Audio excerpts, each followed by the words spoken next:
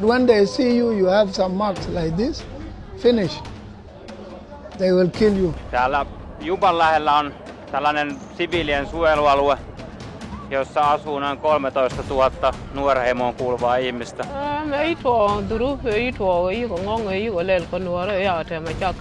Heillä on vieläkin erittäin paljon vihaa dinka-ihmisiä kohtaan. Somebody heard me and she gave me a gun and he gave me a gun. Just until I just follow my war. Tämä armeijahan on Itä-Afrikan kallein armeija. The young people, they become desperate. Some have gone to Cairo. From Cairo, what is the next station they will think about? They will think to go to Italy, isn't it?